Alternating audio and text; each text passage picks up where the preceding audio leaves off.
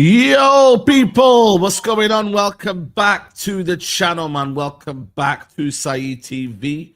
We are here for the live stream of Marcus Rashford. Here we go to Barcelona, people. We are live to discuss that. We're also going to be discussing Man United midfield crisis, where Man United are needing to go and buy a midfielder after the game today. Heavily. Yeah, man, it's not ideal. I can't lie to you. So we are going to be talking about midfield options as well. Don't worry. Elite Pundit will be here. Musa will join us as well.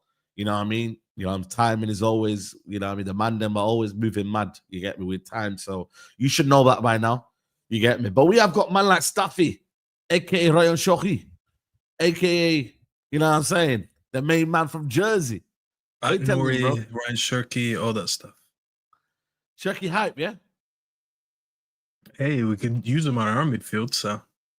Bro, listen, can't really say that. Yeah, I don't know if he'll still solve our problems, but you know what I mean? Yeah, he could do with a player like that anyway. He's a step in the right direction, at least. Yeah. Tubby Collier is starting in the 10 today. Oh, man. I swear down, bro. You know what it is? That's another player that's been forced here just to kind of say, oh, he's all right, innit, Toby Collier? He's absolutely average, man. No respect to the kid in it, but like another one that we just have to force that he's good, yeah. But listen, we'll get onto the game later on. We are going to be talking about Marcus Rashford. We had the bomber today. It was by David Ornstein, but obviously Fabrizio Romano's giving us the here we go. Marcus Rashford to Barcelona. Here we go. Verbal agreement in principle. All parties involved, Barca, are planning for medical tests next days. Loan deal with buy option. Deal details being finalized today. Then Man United will authorize his travel to Spain. Can you believe it? First of all, yeah, you know what it is, bro? Before we talk about the move and whatnot, does it feel real that he's actually going to Barcelona now? Does it like, you know, because normally we looked at him as a dream. He did an interview and that, but brother, he's gonna be in a Barcelona shirt next season, man. Does it feel real? Does it what like how do you feel like initially? Like the fact that it feels weird that it finally happened because we've talked about it for how long? He's been talking about this move for a while. Deco, I believe, spoke to him back in January. Yeah. So it feels like it's a. You know what it is? Oh, he really almost died. Remember when Nico Williams almost joined, and we were like, yes. Yeah, there you go. So to see it finally happening, I mean, it's good for him, but it just feels a little bit surreal. But it's a good thing because we needed this anyways. Unfortunately, it's not a sale; it's just a loan. But we needed this anyways. It's been a while where you knew both parties were better off not just being with each other. Like it's one of those breakups that needed to happen a long time ago. You know. Yes. So we're gonna talk about it. Obviously, him going to Barcelona it's huge because he's going to the current league winners in Spain. So a lot of people who thought his level was Burnley in them, they have egg on their faces. And I'm not gonna lie, in a year from now, we can have egg on our faces because if he goes to Barcelona and he does well and they win trophies and we're still, because we're gonna be shit this season anyways, we're gonna look very, very, very stupid, you know. But then on the other flip side, if he doesn't do well, we have to bring him back to United. You know what I mean? So we're gonna come back anyways, but I'd rather him come back doing well, to be fair. Because it means in a year you have potential to move him on. And it's good for him as well. Like, I don't hate Rashford. I never understood the Rashford hate. I'm not a Rashford stan. I wanted to move him on for a while now, but I never hated Rashford. You know, it's just like I felt like the hate for Rashford was always forced. And it's weird because it comes from the people that actually are from Manchester more than people that are outside of Manchester. So I always thought it was a little bit weird. You know, so I'm just happy that next season we're not gonna have to do streams about Rashford going to the Knicks game, Rashford going to Belfast. I don't want to hear about this again. Yeah, you know, good luck in Barca though, and thank you Barca because they're gonna pay us about 17 million a season now, for him because they're paying his whole salary. So we're not. Apparently he's reduced his salary though. He's reduced his salary. He reduced his salary, but it still means that so. He reduced his salary with Barcelona, but we're not paying the difference. So, like as an example, Sancho was getting paid 100K by Chelsea, but then we were paying like 150, something like that. We don't have to do the Rashford. So the whole 16 to 17 mil that we pay him in fixed salary, we're not paying any of that. Now, him getting, I don't know how much he's getting by Barcelona, but if he's getting like 150, 200, I don't care. That's them to negotiate. All I know is we're saving about 16 to 17 million now this summer in Rashford salaries, which, if you're being honest, that 17 mil, you add a little bit over that, and there you go. You go put a down payment for your next signing, whether it's a striker or a midfielder. So, Ineos, there you go. No excuse now not to use that money. Yeah, man. You know what I mean? It's a sad day, man. It's a sad day for certain people, man. The guy Rashford is gone. But you know what I will say, though? Musa did say that. Gone. He did say that. Rashford. There we go. Here we go.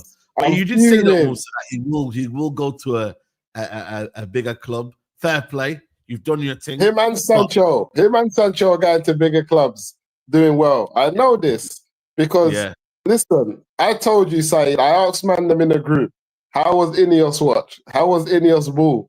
What was Mr. Cunha doing? How was Cunha today, Saeed? Cunha actually played well. Cunha actually played well. I can't lie to you. How many goals and assists? How many goals? How many goals Here we go. Any shots on target? Bro, Any shots on target? I like this game. I like this. Listen, I'm telling you right now, you think he's going to get the... you thought United's got pressure, Barcelona don't allow you to have bad games. You see that? Rashford is going to terrorize La Liga. Forget what you heard. Rashford is going to... And you know who's going to help him? Your favorite manager, Hansi Flick, is going to set Rashford up to Rashford's pace, his ability, and his scoring power is going to terrorize the league. I'm not worried about Rashford.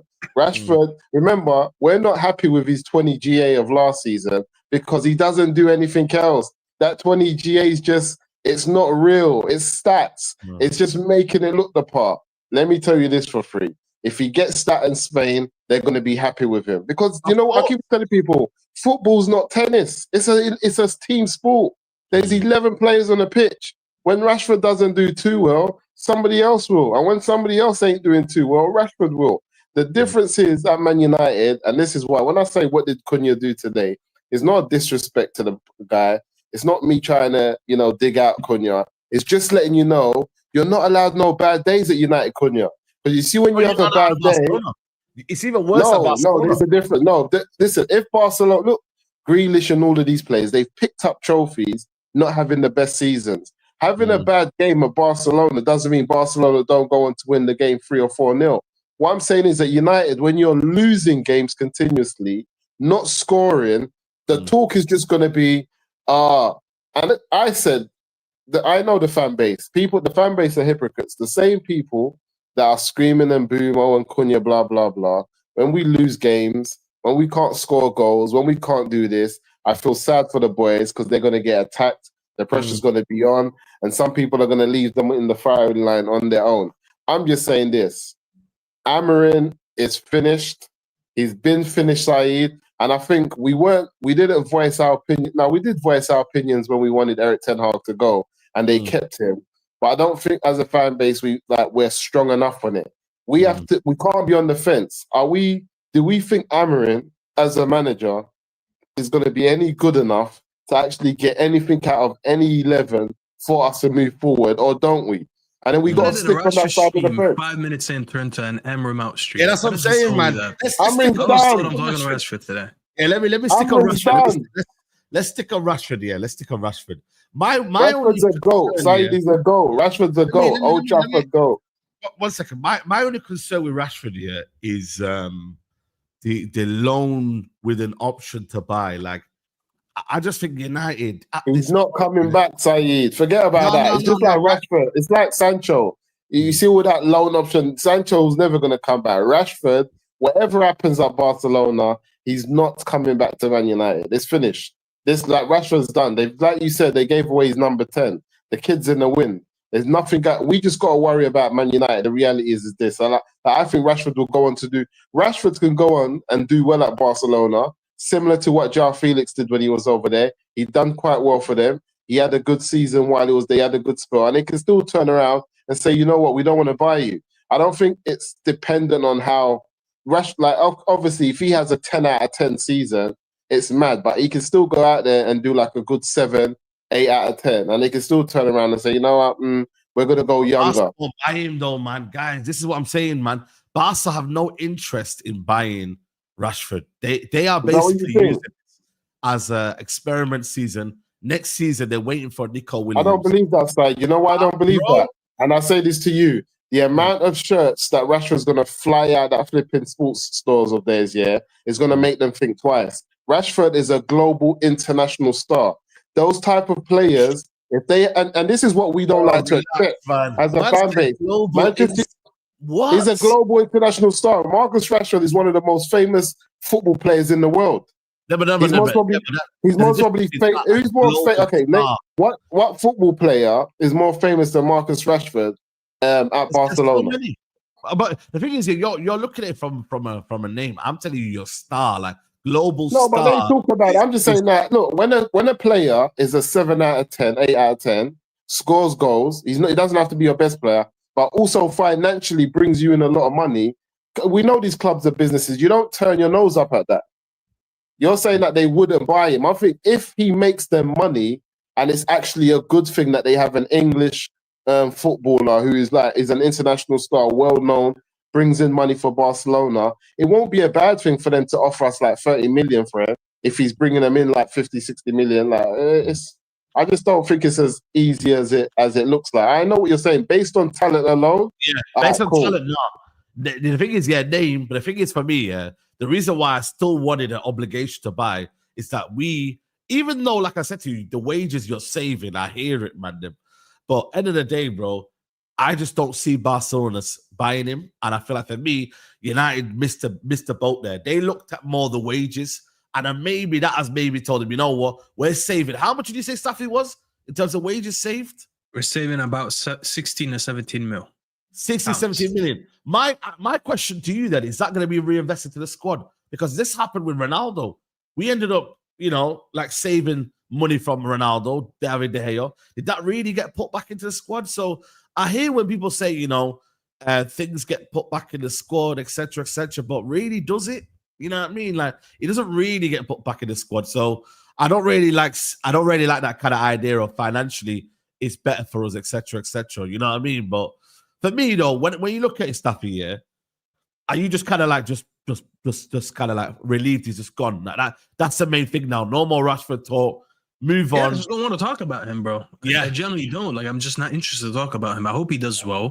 We can argue if we think he's going to come back next season or not, or if Barcelona going to buy him next. I don't think he's ever going to play for us again. I agree with Musa on that point. It's just finished. Oh, yeah. Whether he goes to Barca or not, is going to be down to him. This is his chance. He wanted this club for a while. To be fair, that fan base actually appreciates him. They speak well about him. Like, yeah, they do. I've seen a lot of posts, but they used to glaze Rashford a lot.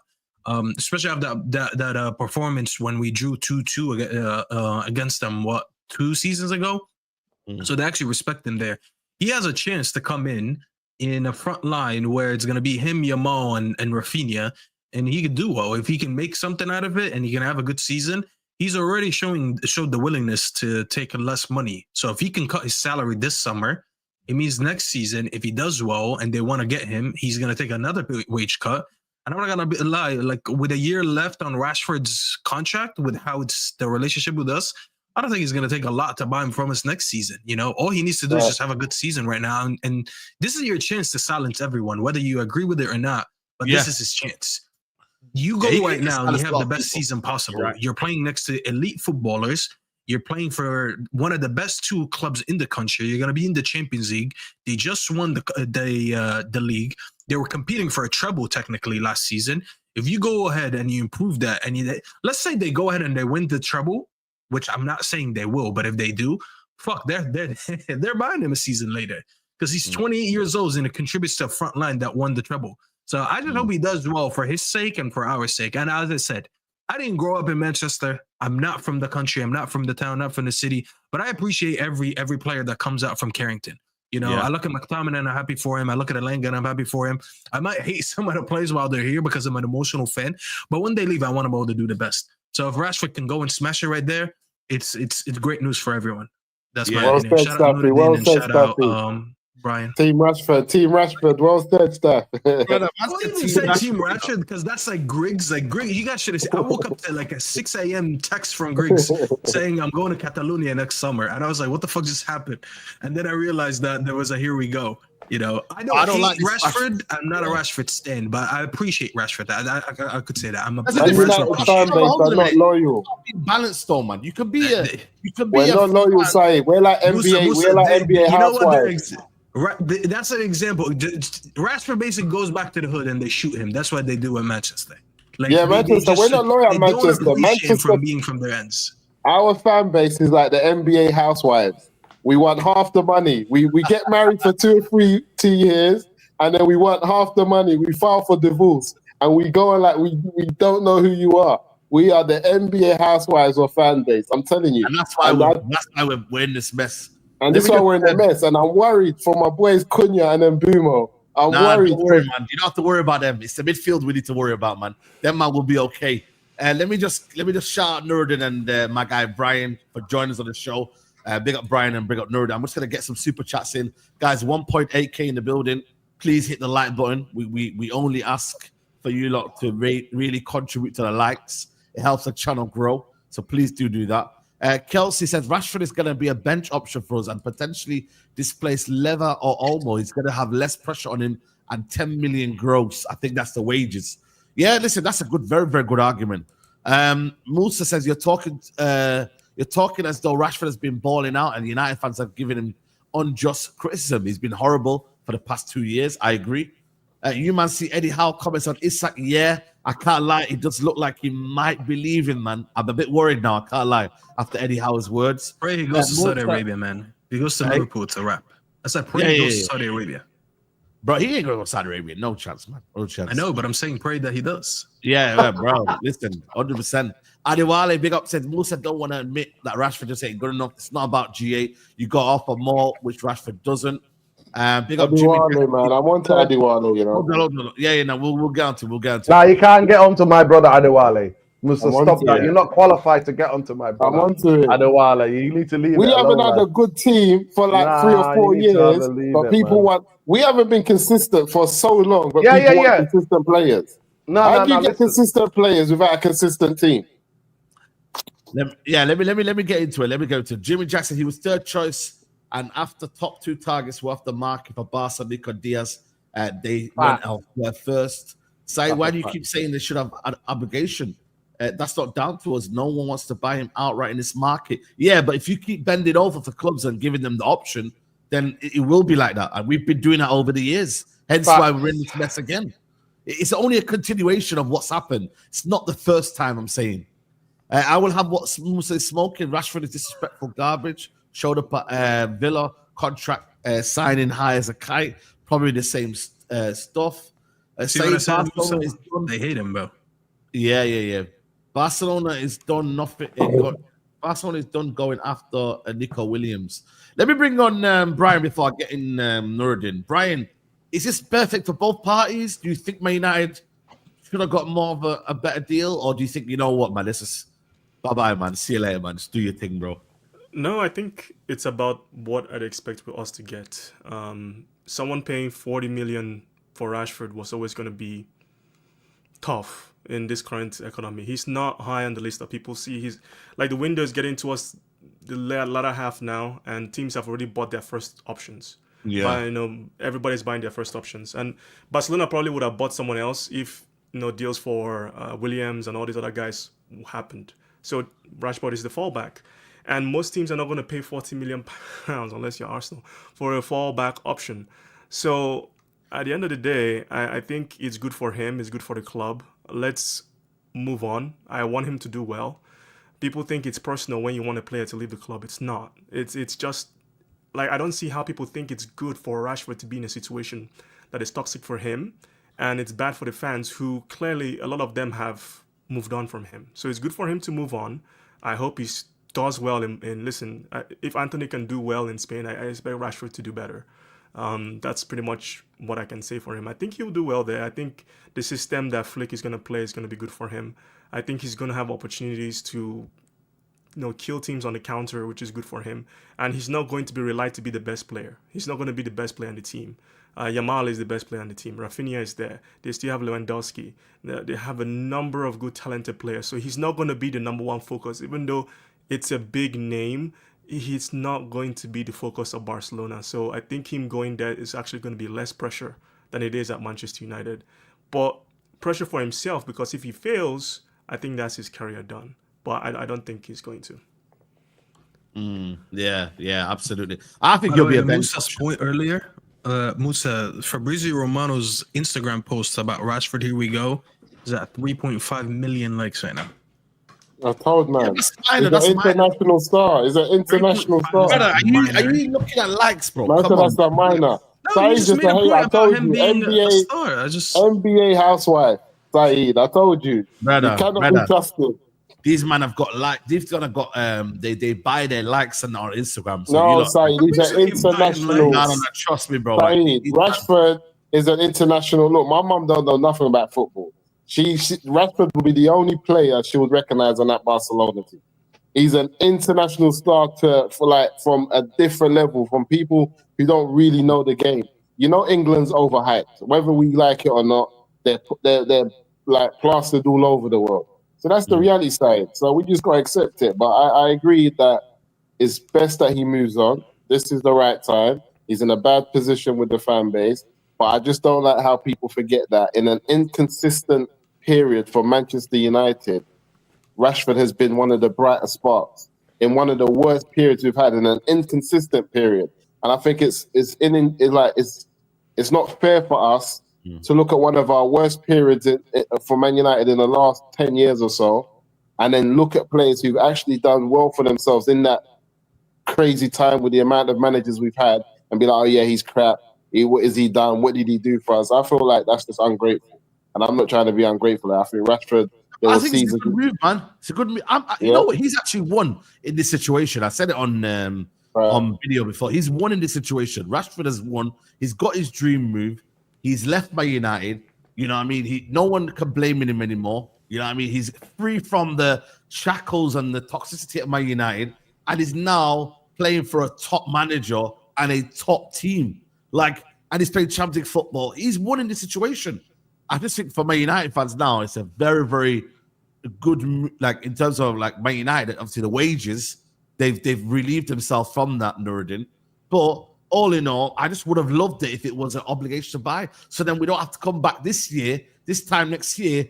Oh, where do we go with Rashford now? Do we play him, or do we send him to Bayern Munich, or do we send him to here? You know what I mean? That's the only. You probably don't get 100% of his salary covered if you put an obligation. There had to be a trade-off somewhere. They said, listen, we won't put an obligation, but we'll give you a year free of his salary. So basically, that's 1 year of Rashford's contract that we're just never going to pay, it's a decent trade-off. I'm not going to lie. You know, the obligation to buy doesn't happen a lot if you're being honest, Said. It's always an option to buy. No, it's gone now. It's gone now. Yeah, I know that got converted. It's gone. It's gone. I think it's good for him to go to Barcelona. If he does well, I think Barcelona buy him. If he doesn't do well, somebody else will. I think it would knock into his senses that he needs to drop down a level. There's only two. There's one of the two has to happen. So either he does well, Barcelona buy him, or he doesn't do well, and then maybe a team like Villa will be like, listen, we're willing to give you a chance again. And he goes there. So I don't think obligation is necessary here. We've seen with Sancho's situation, obligation is not with Manchester United. Doesn't mean much unless the player really performs and the club wants that player. If that doesn't happen, then we are stuck with him regardless. So I just want him to do well, man. That's like with McTominay. It's not personal. I don't know why people fight so much about this stuff when a player is leaving a club. You've seen so many players leave the club over the years, players that I've liked, players I didn't like. At the end of the day, when they're leaving, I always say I hope they do well. There's very few players that I see leave Manchester United that I'm like, and I hope they flop. This is going to be on every week, though. That's a problem, man. I told you. Let me come in 1 second, man. Yeah, go on. People watching, smash the flipping like on the video, man. But like the video. Nothing. Honestly, you're worse than Ineos and Glazers in the transfer window, man. You're absolute trash. But big up to all the kings in here. Listen, I wish nothing from Whittington to Wivenshaw to Barcelona. I like that. I like Yeah. that. Listen, as a Mancunian, South Central Mancunian, I wish Rashford well. I don't think anybody's people genuinely. I think you're bitter and twisted if you're wishing him not to be not well. I think you're bitter and twisted. And like Musa said, so to me, I see it from both sides, and I think what Musa's saying, what you saying, what I think Brian and our brother is saying all the way there in New Jersey. United coming to New Jersey? Yeah, they are. Bro, United coming next week, bro. And I ain't going to that game. I'm gonna tell you that. So stop asking me. I'm gonna tell you that. You're gonna get a Bimo ball, man. A Bimo ball, bro. Staffy said no, thank you. Staffy's like, no, thank you. 5 at the back business. No, thank you.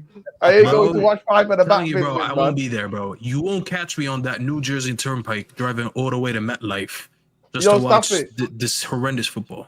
Yo, Staffy, at least we invented a new style of football. It's called soccer American football. We combine both, bro. we got like many defenders at the back blocking everything, but it is what it is.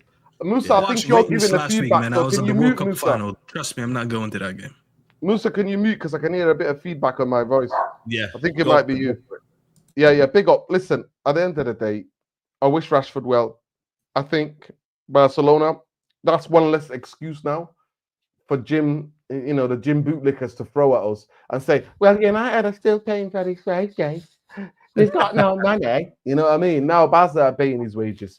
But in terms of Marcus Rashford, I genuinely hope he does well. I think 2, 3, 4, 5 things can be true at the same time. I think, did they want Nico Williams? Did they want Diaz? Was he their 3rd choice? I even think maybe their 4th choice. It felt like he was stalking Barcelona. Let's be real, people. He was begging it. He was begging it big time. Oh, he was, man. He was. And I say this, he was begging it, and it was quite embarrassing at times, man. I'm like, yo, go to Germany, man. Just for me, the biggest thing what I've said about every player this season is that majority of international footballers who've got ambition to play in the World Cup, this is the crucial season for them. Because this the Summer World Cup, everybody wants to be on that plane to the US. Everybody, right? Majority of international footballers who their teams most likely going to qualify for the World Cup, they want to be on that plane. So anytime when there's a major tournament this season, you see that players put their head down, think about football, and they're all thinking, in the summer, can I make it to that 25-person squad? Can I go and represent my country? Can I go and get game time? So I think Rashford will get some playing time. Barcelona are in many competitions. So they will Hansi Flick now said, he'll get his opportunities. And it'll be up to him whether he performs or not. Playing him as an up front, I don't know the way. I'm just trying to think the way Barca plays. That is going to be the option. Do Barca play like this? Lewandowski does a lot of hold-up play. Rashford is trash at hold-up play. Trash, right? But I've only ever judged him in accordance to the Premier League, right? Yeah. So I don't know what it is in La Liga, because the way how close the attack and the midfield are all together at Barcelona. Actually, the runs are on the wrong side of the centre halves. That might be that quick movement. And we've seen Rashford do that, make runs from the left to central areas. I actually think Bayern Munich would have suited him perfect. I think that league would have suited him to an absolute T, because that's a transitional league. Here, Barcelona most likely will dominate the ball, and he'll have to just get himself in the box and get himself some chances, and hopefully he'll score goals. But so I'm not one of these, and it's interesting what Staffy's saying. Staffy, the face doesn't fit, then you get the love. So people are still licking Bruno's boots, bootlickers licking for Bruno after what he was doing today, shouting at that 18-year-old Diego Leon, who's only been here for a week, when Bruno's playing the pass out of the ball. But at times, a United fan base in the stadium and those in and around Manchester were sick of Bruno and Rashford, because the club, Manchester FC, made them the face of their brand. They were the brand players. And so all the frustrations went to them. With one of them, it sticks because of his face. The other one, it don't stick. My guy can take 3 weeks, Bruno, 3 weeks to decide, and then come out and so the club said they didn't need the money. They didn't want to sell me. So at the end of the day, we know where we are. We know where we is with this football club. We know if that was any other owner and Jim the Rat, right? He wasn't English or British. Somebody came and did what they're doing at United. the fans would have been kicking off because he's British and his face fits. We know what the score is. But I wish Rashford well. La Liga is going to be interesting.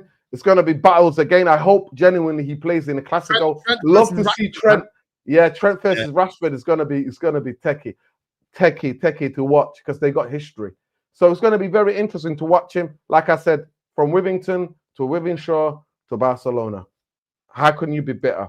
I hope he does well. And I agree with everything Brian said, that even if he doesn't do that well, he'll know his limitations. At the end of the day, I don't see him coming back to Manchester United. And the bitter and twisted Manchester United fans just need to let it go. They need to let it go. I wish McTominay was never a number 6. No fucking Manchester FC was ever going to try to brainwash me and tell me McTominay was a number 8 or number 6. He's never been. He'll never be. McTominay is a gate crasher number 10 in the box and a guy who scores goals. And Manchester United were playing him in that positions. I despised him watching him for Manchester United. But everything for him, I wish him well. I want McTominay to be you know what I mean? The best player in Serie A. I want Rashford to be. I don't wish any players that bad. Even Bruno, if you went to Saudi Arabia, I would want him to become the best player in Saudi Arabia. I'm just like, you know what? No bitterness for me. You're not here. See you later. Right? Those things can be, those things as a football fan, you're just like, you know what? You're no longer my problem. And I don't have that hatred for you. I'm not bitter or twisted about you. But we'll see. All things will be revealed. But mark my words, big footballers are going to places where they think they can score goals, and specifically because of the World Cup. Yeah, I was going to mention that as well. I'm going to touch on that as well. Otherwise, I agree we haven't been good for some seasons, but Rashford needed Martial to do well. Once Martial was off, Rashford was always heading this direction. I said Saudi would be PIF. Yeah, I'll be honest. Rashford's best season was when Martial was injured for most of it. I love Martial. That's my guy. They played well together, though. They played well together. No, of course, they had a great relationship. When they finished that one season with 16 and 17 goals each, when Greenwood came up, it was chemistry, man. And all Adewale is not making stuff up, Musa. Adewale is saying to you that him and Martial had chemistry. That's what he's saying. They were good, but he said he needed him. He said he needed him to do well. Having chemistry with someone. Stop it, please. I know that America is obsessed with stats, but let's be here we go. Let's be realistic, bro. Musa, let me just go. Musa, just 1 second. Right, let me say something. Majority of that season, a lot of us were in the stadium. In many games, Rashford was trash because you scored. That doesn't mean that you had your best season. He was trash. Many a game were like, where the efficacy? Give me back the Rashford that was terrorizing defenders but didn't score, and then everybody's talking about, you see, Rashford. Yeah, but he was never that player, Nuruddin. No, you can't have it both ways. You can't have it both ways. When we have Anthony running up and down the flipping the flank, and everyone's saying he's a great defender and he suits Ten Hag's system well, but he doesn't have no GA, everyone starts saying, but what does he do? He's just a defender. He's good for the system. Then you have someone who has GA. What does he do? No. I said there's got to be a balance of the two. And all of this that Rashford was stalking Barcelona came in for Rashford in January. It was made known to Rashford's camp that Barcelona were looking into him and they wanted him from January. That's why he took so long to go to Villa. So Rashford is known from his camp that Barca were seriously interested in taking him. You think that you could just sit there and come on social media and say, I want Barca, and then they'll come and get you? Musa, how many players talk about Barca? That's typical of big clubs. Like Manchester United, we do this thing where maybe we approach one player. Big clubs will approach 4 or 5 players for one position. Yeah. Just to be like in case of anything happens. And if but the fact that they approach you tells you everything you need to know. If I'm a player like Marcus Rashford and my agent tells me, guess what, Barca have approached us and they've put you in a category of players that they want to get in, of course I'm going to wait to make sure that they've ruled me out before I make a move. Yeah. No one is saying like Barcelona's interest. But that's not stalking them. It's not a, I don't know, people try to use it as an indication of Rashford's quality. And I don't think that's a good metric for Rashford. And I think if he's using Barcelona as that metric, I don't think that's good for him. But when Barcelona, Real Madrid make a list of 3 to 4 players that they want to fill a position, they look at world football. When they put your name on there, it has to be based on your quality. You can't just sit there and say, my man's going to Barca, but he's not that good. They don't know what they're doing. But his performance, if he goes there and No, performs... but I'm just saying, based on the club that Barcelona is and what we think of them and how we respect them, when they make a list of forwards that they want, defenders, midfielders, if you're on that list, you got to be excited. The reason why I say that, because when Manchester United were actually good, we had players that we had on the list that we wanted, that we signed, that didn't end up working. We signed Kleberson and players like that. Doesn't mean they were good enough for Manchester United. They didn't just work. No, but I agree with you. But when we're looking at the names that we've spoke about, these are players who have performed and have shown to have done it already. So when we talk about the player from Liverpool, we talk about Williams, we talk about Rashford. These are players that we've all said they've performed already. It's not a question of can they do it, can't they do it. We know that they've done it, and they've done it at the highest level. So I just feel like it's a disrespect for a player, especially of Marcus Rashford's caliber, to be linked at Barca and everyone downplays it. Then it becomes he's stalking Barcelona. I think it's a good move for him. He needs to then prove that he's worthy of the move. Yeah, fact. I think it's too early to say that. Well, he's going to Barcelona.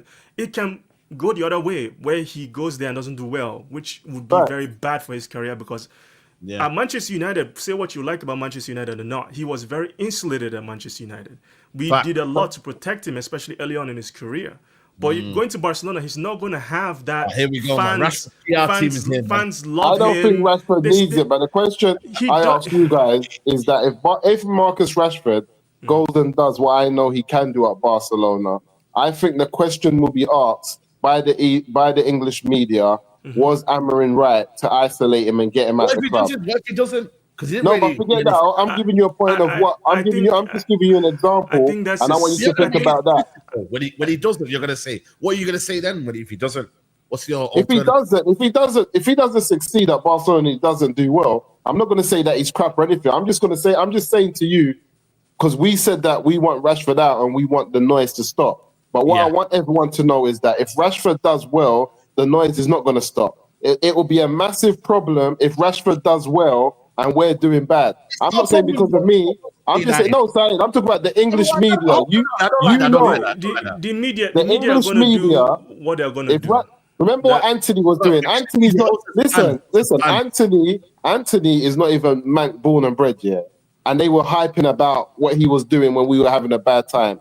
If Marcus Rashford does well while we are doing bad, all your flipping Gary Neville's and Jamie Redknapp's, they're on to everybody. Just get ready for it, man. That's all I'm saying. Yeah, that's typical though. But at the end of the day, that is players should be able to leave Manchester United, whether we're good or whether we're bad, and go elsewhere, do well, and we should carry on with our business, because our situation is vastly different to what Barcelona's is. Barcelona in a But remember, I'm one of the fan base. I'm one of the fans or the Man United supporters who believe that Rashford should not be leaving before Hoyland. That's just me. So two wrongs don't make it right, man. Two wrongs don't make it right. I don't care what they say about 3 wrongs, 2 wrongs. Rashford does not leave before Hoyland to me. So I don't care if it's 2 wrongs, 3 wrongs, 4 wrongs. There's no. I don't know, Saeed. If I'm in a 5-a-side and we're picking, you're picking. If Rashford and Hoyland are on the wall left, you know the. Rashford has been picked. That's an indication of him being good. Nobody wants Hoyland. Rashford's been so unfortunately, it's that's not the reality. Rashford has there's more interest in Rashford than Hoyland. So that's actually a good thing. You know, if Rashford was still here and Hoyland had left, there are more interest in you than Rasmus. So let's calm down. All right. Exactly. Let me get these super chats before I bring in Danny. You know what I mean? This is the you thought Musa was the lawyer of Rashford. Wait till you hear Danny speak. Let Danny speak. And we need to forget my brother Danny. Yeah, big up Danny, man. Big up Danny. We need to forget about getting a striker go out for Baleba. The midfield of Casemiro and Bruno is not going to cut it. Yeah, we're going to discuss that later on. But Yo, Danny. But Saeed, sorry, Saeed. I see that, Danny. I see your agenda. I'm onto you. I've seen your latest tweet about Ineos. About you're not on. I'm onto you. Just know that I'm onto you. Yeah. Yeah. About Inferno. The way Danny's sitting, he looks like he's about to post something crazy, bro. He's sipping on his water, sitting like this. I'm watching you. Yeah. Let me marinating, bro. He's marinating. Zoidberg says, for Rashford fans, if he's such a baller, why are clubs looking for wingers not lining up to sign him? Won't take a pay cut to play because he doesn't care. To be fair, I will give him just took a pay cut, bro. He took a pay cut. Yeah. Let me just address Took a that. pay cut and he's at Barcelona. Signed for Barcelona. I just think we should dead this conversation, please. Even if he's the third option, I'm sorry, being the third option to join Barcelona, a team that was in the semifinals of the Champions League, won the league. They have the likes of Yamal and Rafinha and Lewandowski on their team. Even if you're the third option, that's a very, very good indicator that you're pretty good. Yeah. Please stop that. Who next on loan? Why is there never an Android 17 bomber? I'm guessing you talk about Rashford there. Rashford does not have the skill level to make it. Big up to Sundance Kid said becoming latest member. Shout out to you, bro. Big up to make sure you don't give a W in the chat for Sundance. Abdul Mohammed said Rashford, especially with teams leaving space in the Champions League, he's going to cook, especially with Pedri and those through balls. I agree. Saeed, 1 year back, we have conceded a lot of goals after 5 and a back. People are criticizing that pattern. Saeed, invite positive people as well. Brother, listen, man, we don't just create positivity. I don't know what you want to like create positivity, bro. It's positivity. Yo, Boolika, come to my channel. You want to be come to my channel, Boolika. He's another NBA housewife. Boolika, come to United Real Therapy. Trust me. If you look, Rajesh, email United Real Therapy and they have a debate about him, man. Like, if it's positive, maybe Cunha today was positive. I don't know, man, but I'm not going to just kind of create positivity, man. Even I've never seen a pole dancer, a twerker. You just expose yourself as a twerker, man. Jim Glazer, pole dancer. Good luck to you, Reggie. Go ahead, Danny, what are you saying, bro? Give me your opinion on the whole Rashford situation and just in general. You know what I mean? What are you saying? I said it like the Godfather, bro. Like you're scaring me, Danny. What's going on here? Are you about to cook? I am the Godfather. Don't listen to me. Wow. The space is Godfather, maybe. But, you know what I mean? No, bro. They've been asking me to come back on Mandem Talk because I am the Godfather, and you as well, Saeed. Wow, it's crazy. I am. Come on. On Rashford, when I started Rashford, fuck Teddy Sheringham. It's the first thing. Agreed. Fuck someone I interact with on Twitter called FBL Fraser. Fuck him too. Man United never asked Marcus Rashford to take a pay cut. So why are people using that against him in regards to him staying at the football club? It's weird. That's hate. There's never been a narrative about him taking a pay cut to play for Man United. And now people saying, why didn't you take a pay cut for us? You people are disgusting. You always I always say this, yeah. You know how Pogba fans hate that stand that did that to Pogba. Yeah. You people doing this to Rashford, you're just like them. You're just doing it to a different player, so you're justifying it. You're different sides of the same coin. Man United fans love to kick a player's back in when he leaves. You beg for players to leave, and then you always have to kick their back in, stick the knife in and twist it when they're gone. It's weird to me, Saeed. I didn't rate Rashford. Listen, I didn't expect the move because I don't rate his people. I've said that before. But big them up. They got the deal done. They got it done. I wish Harry Maguire could do that 3 summers ago. Yeah. Do you know what I'm saying to you? Yeah. So why are people kicking his back in? Be happy. You don't rate him. You want him to go and be happy. Don't see what the issue is. I heard a few different talking points. And Wemmo's our third choice, by the way. People know that, right? We wanted the lap. And we got No. He's still first choice in that position. No, he wasn't. We wasn't going to sign that. We wasn't going to sign them boom at the start of this window. We wasn't. If we got the lap, so in terms of priorities, he was third choice. No, because he got 30 million. Why would that be a case? Rupert, Saeed, it does not matter. It's the fact. Trust me. Yeah. How is it the facts though? Like we literally had him as our target. Bro, if we got the lap, okay. So, Saeed, the point was Rashford was third choice behind 2 other players. I'm saying for Man United's priority this summer, Mbeumo was third. Because if we got the lap, Mbeumo wouldn't be here right now. We wouldn't be having a medical. Yeah, but third is in but it's still first priority in terms of the 10 though. But it's just third pick in terms of who we signed. We would have had different options. In terms of semantics. That's what I said. He's third in terms of priority.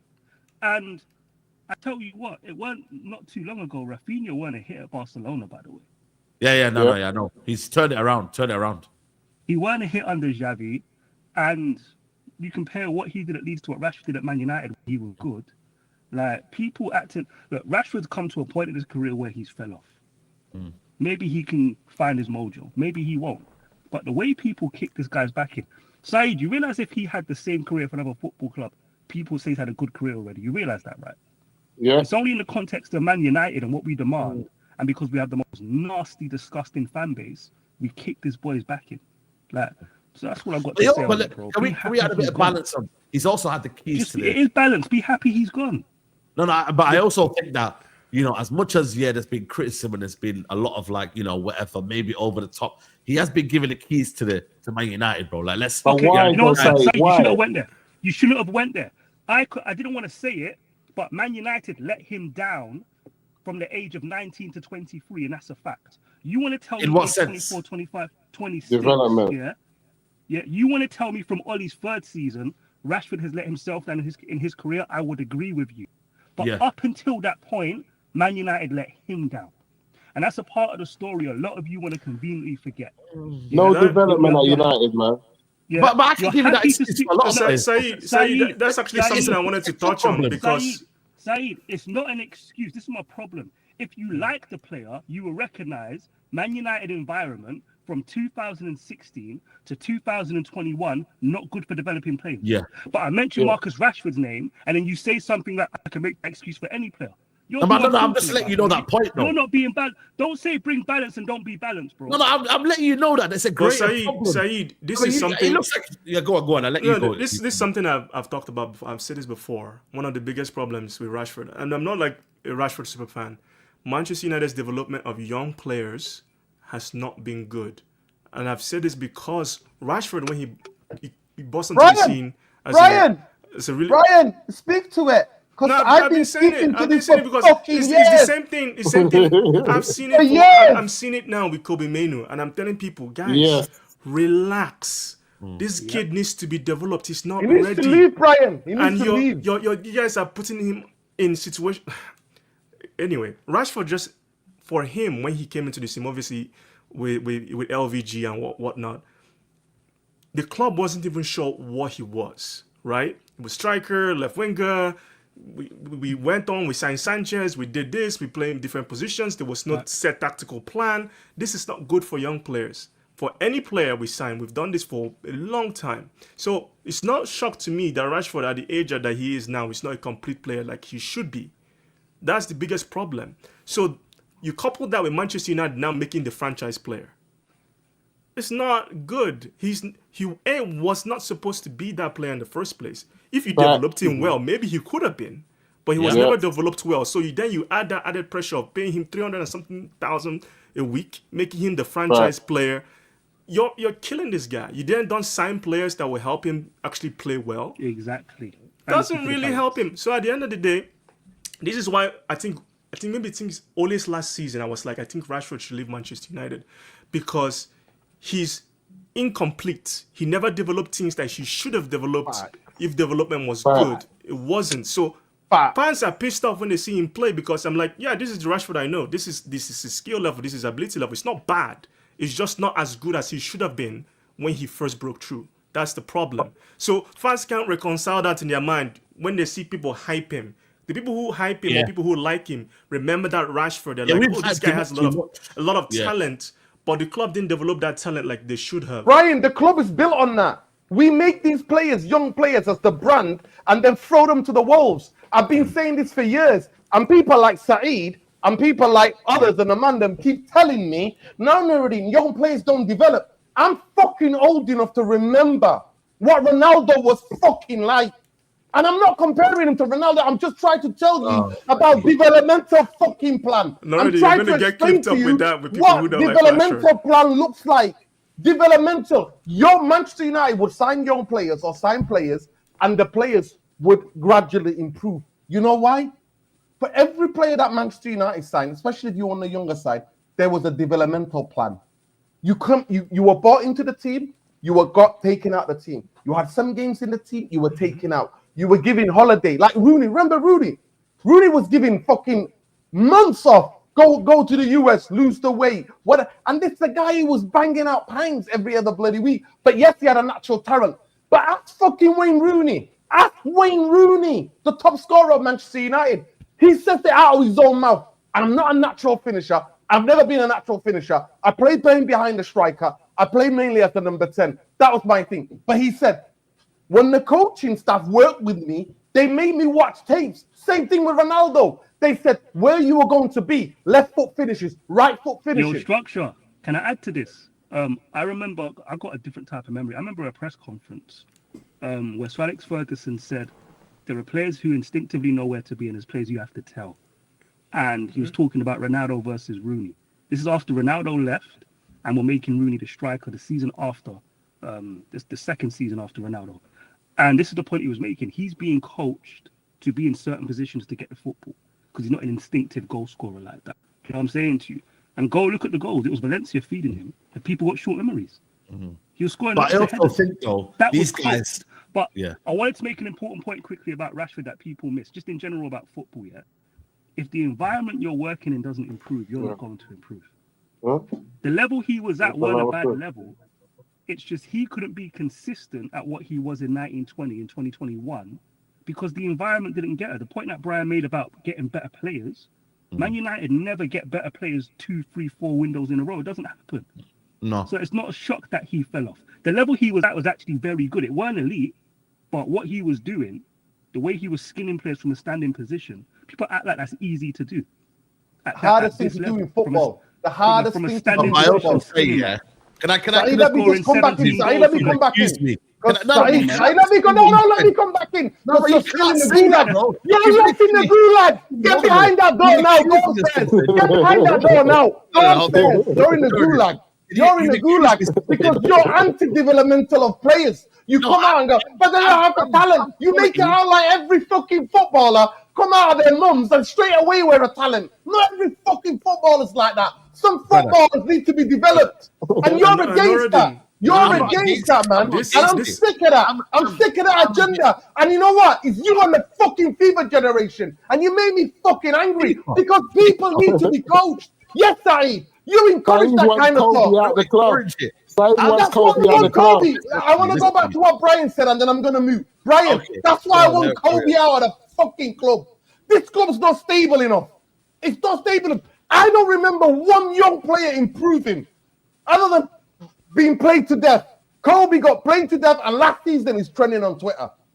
This fucking football club uses young players, overplay them, right? All these coaches, they overplay these young players and then what do they do?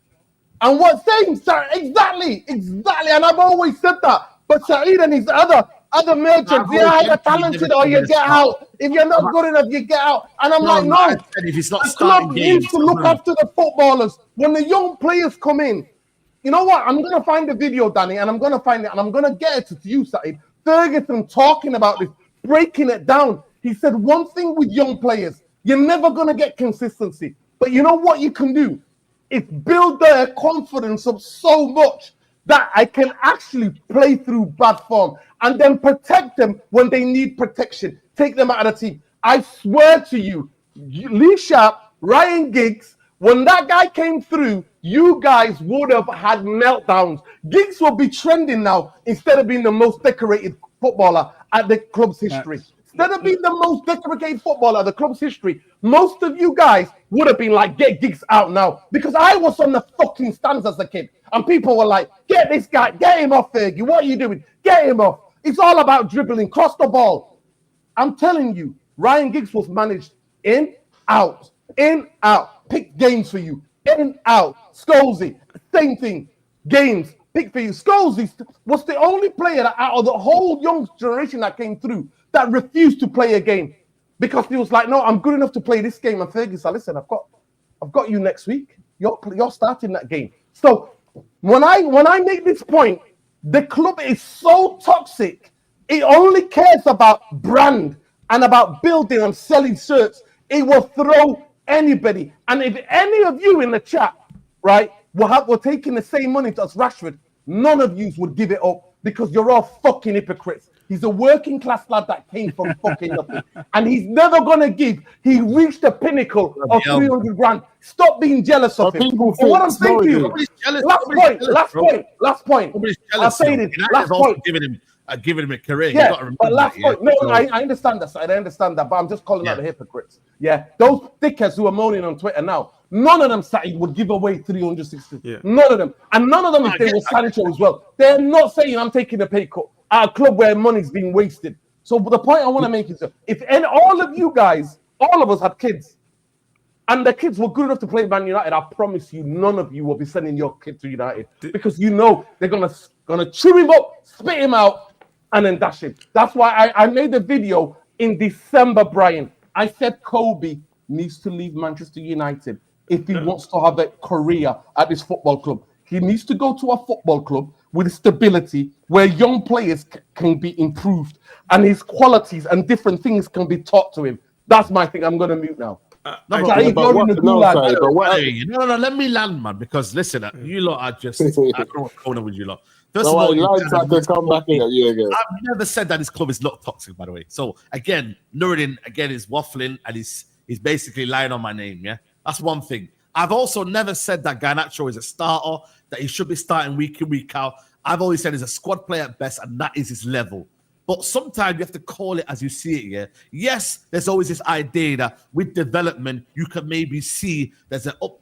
Kind of almost like rising of a talent, or some player can do better with development, but it's not always the case. And sometimes we have to call out and say, you know what, that player ain't good. And when me and you had the argument here, there are qualities and facets in a player's game that will not improve. You know that already.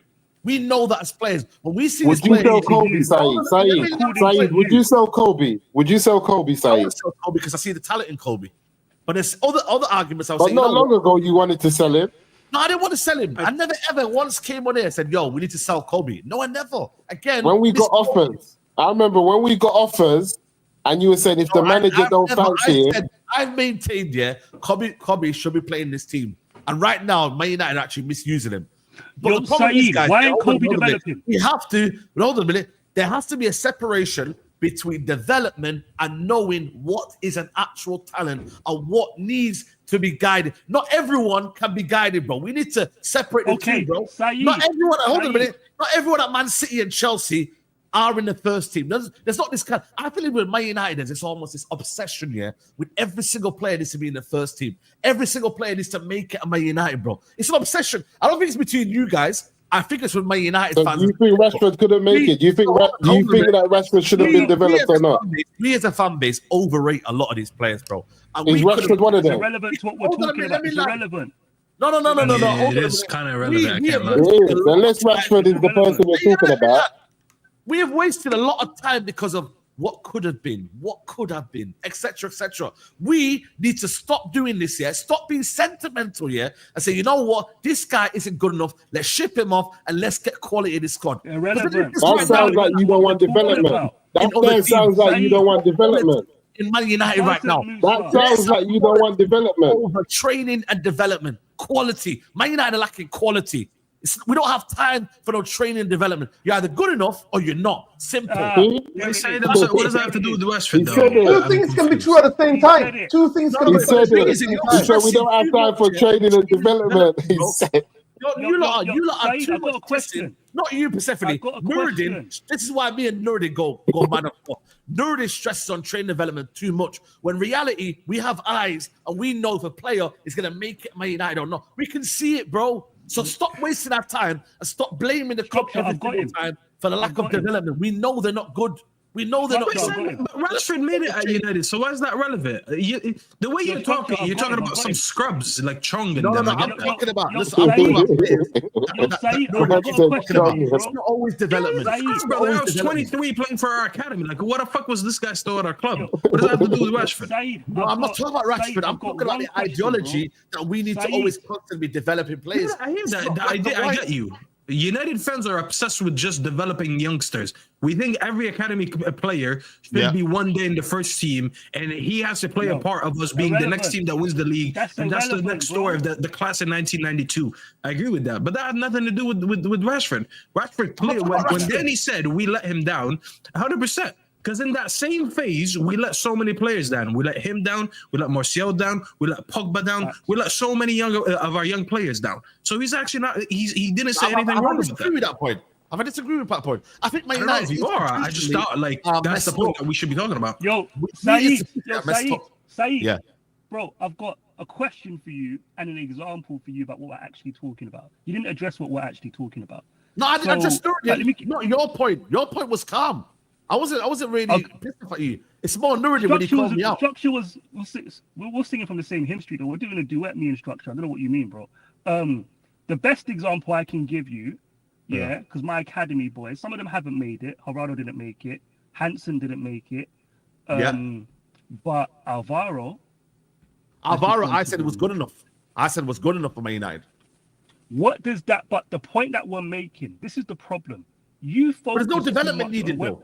Saeed, you focus too Of much. course, there's development needed. What do you mean development needed? The guy was good enough to be playing for Man United. Saeed, you focus on your opinion on the player too much. You need to be neutral. Put your opinion aside. Alvaro Fernandez, whether you believed in him or not, is proof we have a problem developing talent.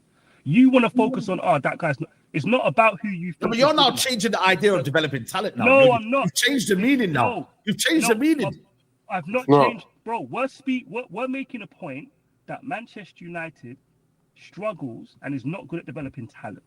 You always go to who you rate and who you don't rate. Who you rate and who is irrelevant. We're looking at the facts of the matter. Alvaro Fernandez is proof Man United can't develop talent. My question for you, though, you rate Kobe. Why is he not developing at Man United? Yeah, because we brought in a different manager that doesn't suit his style of play. That was it. And it is though. It's true. That's not why. No. Hold on a minute. Are we saying that if he was playing now, let's for example, a manager that played and suited his system, he would not be playing right now? Yes or no? That's not how you develop. That's not how you develop players. There's a manager that came in and he's hampered the growth of Kobe Mainu. No. Really and truly, Kobe Mainu. No, sorry, that's not how you develop players, man. That's not it. So what are we saying then? What we're saying that there's an overall structure. There's an overall structure with a direction of how they want to develop their youth players and in what type of way they move forward in doing that. The fact that you believe that Man United have brought in a manager that hampers the development of players already proves to you that they don't develop their players. Because why would you then bring in a manager that's going to hamper the development of the players? You should understand what that route looks like. So City have that, or Liverpool. They understand how they develop. How they develop their young players and how they make them play, and what type of, even to the point of what type of teams they will send them out on loan to, knowing the type of football that they're playing over there, so that they can come back here and play a similar type of football. The fact that we're all over the place, we're sending them out to that team, bringing in that type of manager, doing this, doing that, hampering the long-term development of these players, tells you we just don't have a development plan. We don't know what we're doing. Your guy, Ruud van Nistelrooy, he carries on from Eric Ten Hag. Do you think Kobe Mainu's development is hampered? No, but that's accidental. That's an accidental. That's like a broken clock being, right twice a day. They've changed the manager, and therefore his growth. Saeed, no. This is the problem that I have with my United fans, especially if we're going to move to the conversation of Amorim and all that other stuff. Yeah, you might as well. We want Man United to play a certain way. That should be the number one thing. How do you want Manchester United to play, right? Then you train players to play that way. Barcelona do this very well for decades, right? The club dictates. They play a certain way, not the coach, not the player. It's how the club's identity is. Real Madrid don't even bother. They're like, listen, we want to play a certain way. We'll buy the players we want. Our talents will sell them out, or we'll let them develop elsewhere. They've developed players they've sold players like Hakimi and whatnot. So. At the end of the day, what do Manchester United want to do? They want to have their bread and eat it at the same time. We want to develop young players, but we also want to buy star players. What do you want? A coach is going to come in and be like, listen, I need to win games. So I'm going to buy what I need to play how I want to play. Now it's up to the club to be like, listen, this is what we want to do. If you don't fit what we want to do, you're not going to work. So my question is, what are we telling Ruben Amorim? Are you telling Amorim, this is your plan? Are we telling Amorim, listen, we have a certain structure that we're building to, and we want you to fit Kobe into that structure? But what was Kobe's like developments from when he was a teenager, growing up to this age? What position did they want him to play? Like I've seen him play multiple different positions. There's no Pedri, clear I'll identity. give you, Brian, I've got the best example for you. You see Pedri. It's very, very clear what Barcelona wanted him to be, independent of Flick, Xavi, and the manager before Xavi. I can't remember who it was now. Independent of that, he's a playmaker. Yeah. So, because Flick's football's not like Xavi's football. Do you know what I'm saying? Exactly. To you? But in that way, for those managers, he's our playmaker. This boy's our playmaker, right? And this is the issue that I had with Kobe under Ten Hag and at Man United in general. What do you want him to be? And why are you letting managers dictate what he is? There should be alignment. That's what Musa was speaking to. What Brian's, there should be alignment. When you hire, if you actually have a good idea of who you are and what you want your players to be and how they develop, there'll be alignment. You've got 3 different managers. They messed up 3 with different Amorim. managers in a row. Yeah, they're right. And it's only, and don't get me wrong, versatile players will get moved around, but there are some players who are not versatile who need a role. And football clubs should have an idea to how to figure that out, bro. And Man United. But I also say though, Danny, that the biggest stem of this argument is that we do overhype our academy players, bro. That is a big, Nah, big it's something thing. to do with that. Saeed, let me say this, right? What you said is, regardless of what you think that all our academy players are trash, or regardless you think they're no, let me finish. Regardless what you think, whether they're all trash or they're all amazing, put that opinion aside. Do players need development? Yes or no? Let me give you the list. Okay, let me give you the list, right? Let me give you the list.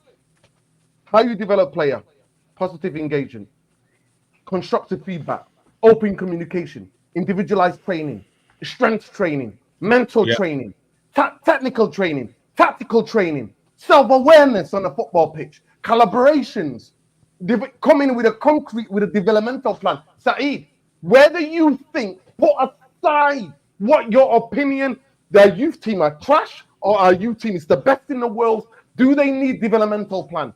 The amount of games that they need to play, the way that their body changes. So you've got to look at the way their body changes, the different loads that you put on them, the different demands you put on them, right? The way you criticize them when you criticize the team. Nani came from Sporting Lisbon as a kid, yeah? He was young. He was a young player, Nani, yeah? Right? Came to Manchester United. Yeah. Fergie found out the first time he went and had a go at him, Nani just fell apart. Fergie's like, shit, right? I can't do that to him. So I've got to do everything what I did, but the opposite. Nani, you are terrific. He's having a crap game. Fergie goes over, puts his hand around him, gets him in a headlock. Nani, you're doing fantastic. Keep doing what you're doing. He's playing crap. They come back at the end of the game. Guess who he shouts at? Ryan Gigson. Why? Why? Because he knows they're going to tell Fergie, fuck you. Because certain players react. Human beings react to different things. I agree. Some are good when they get critiqued. Some are good some are not good and they fall apart and the game falls apart. So to me, when I have this conversation with you, Ranks, and everybody else on the Mandem, and you all tell me, nah, this is trash, not trash. I try to explain to you guys, it don't matter whether you think the player is bad or not. And the biggest thing is this.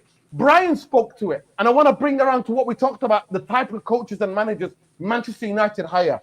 We had LVG, who got rid of all those players, all these older players, don't believe in them. Every club where he's been, whether it's Ajax, whether it's at Bayern Munich, whether it's at Barcelona, Puyol, LVG products. The guy that won the Germany the World Cup, the right back could play in midfield. What's his name? Lam. Who's that? LVG product. Schweinsteiger, LVG product. Every club where he's been, forget Ajax. That young Ajax team is remarkable. Looking back, they won the Champions League. It's remarkable what he did with that. Teenagers as well. Saeed, we got rid of him and then bought in Jose, who's about now and here. Are you taking the fucking piss? Like, do you not understand? Saeed, day and night. So this idea, what Brian is taking the conversation, right? is a valuable conversation for a lot of you. I agree with Brian. Yeah, right? That Manchester United should dictate. So whether you rate Kobe or not, there should be a developmental plan to find out whether he is or not, and that goes for every structure. player. Yeah. I've got another point to Once make. you've Saeed done the agrees development with plan. us. Yeah, go on. Saeed agrees, but only when he rates the player.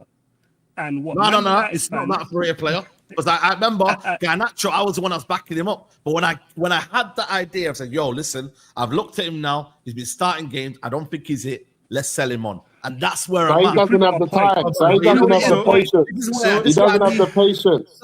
No, it's not about patience because this is where we're No, in. you don't have it. We have to separate Saeed, you're development proving and all my this point, buzzword that we use here. And to another thing whether is, hold on a minute, to whether they're good enough or not. I'm just asking you, there has to be a fine line here between whether we persist with that training development and you think, you know what, See, that is Saeed, hold on a minute. Let me just proving my point, and bro. then you can come back. Whether you persist with the training development plan or you do what other clubs do and say, you know what, it's time to move on now. Let's cash in. you know what we're saying, though, Saeed? I think You know what we're saying, though, Saeed? The conversation around Garnacho is wrong Let me have a because point. the issue with Garnacho Garnacho is is wrong. it's not necessarily even an ability thing because I think Amorim would keep him if he didn't have a personal issue with him. I think that's a different situation. I think the club would keep him happily if he didn't have personal issues with his overall stuff outside of, it's been a long-standing issue even on that Ten Hag. So I don't know if Garnacho is a good example. A good example is, again, Elanga for me. A player like Elanga is like, you develop this guy, you know what his strengths are, but what do you want him to do? What do you want him to do? Everybody knew what Elanga was. He's a freak of an athlete that would go to a team that wants to play counter-attack and play very well. So, which I didn't have a problem with him getting sold because I knew fans are not going to like this guy. This is not the way they want, quote unquote, how Manchester United want to play. So again, for me, under Amorim, you go to his track record. How do you want to play? People look at the team and they're worried. Why is the team so bad? I fucking know that they're not giving all these things. I know, of all people, I know. No, but it's a simple question. Things. Because I've wanted Amorim for a while, and the reason I think Saeed, I told you this when Amorim was coming in. The reason why I wanted Amorim was not to come in here and make what we had work. That's why out of most people I'm patient because I know what we had at that time was a team that was catered to play a certain type of football that was a very crazed counter-attack way of playing that suited some of the players that we had that didn't really suit where the club wanted to be. So to me, breaking it all down and starting again was worth the pain. The issue we have now is I don't know what Ineos are doing. You're moving so slow in the market. You sign a guy to play a certain system that dictates having really technical players. Because coming for the Portuguese league, you can escape with certain things, not being as technical. But when you immediately transition to a top 5 league, you need that. Like as a standard, you need to be able to have technical midfielders. It shouldn't even be a question. Making the same mistake you made with Ten Hag. Not with Ten Hag. With Ten Hag, give me an example right? of Toby Collier. What would you do with Toby Collier in terms of his development right now? Let me just give an example now. Toby Collier is, I think, 21, 20. He's at that age now. If I was asking you, Nuruddin, now, would you persist and maybe strive for development and whatnot? See, but Saeed, you see this thing that you're saying, Saeed? No, Saeed, quickly. You see this thing? No, Saeed. Your point now. No, but Saeed. No, Musa, hold on. There has No, to but be you see this thing that you say persist. Whenever you say persist, where you have to say, you know what, he ain't it. That was my No, but you're missing the point that what Nuruddin and everyone else has said, Saeed. You see, when you say persist, let me give an example. With a straight, in any type of development that you do, in any type of work, there has to be like a clear plan. Say there's a 5-step development plan. If there's a 5-step development plan, once you've gone through the 5th step and you haven't reached a certain percentage of whatever the target was for that 5-step development plan, you either stay or go. Stay or go. If there's a 5-step development plan and you don't reach where that club or that job wants you to be after that 5-step, they then make a decision. What I'm seeing from you, Saeed, you're trying to call for this decision to be made while they're still on stage 2 of that development plan. You're missing the point. What we're saying is they haven't even got to 3 and 4. We're saying Rashford. Let me give an example. Let me just say though, what we're saying is Players like Rashford only got to like stage 3. Huh?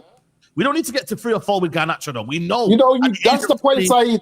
Remember Saeed, you missing the point. This is why they said whether you rate the player or not, the whole academy has to go through it.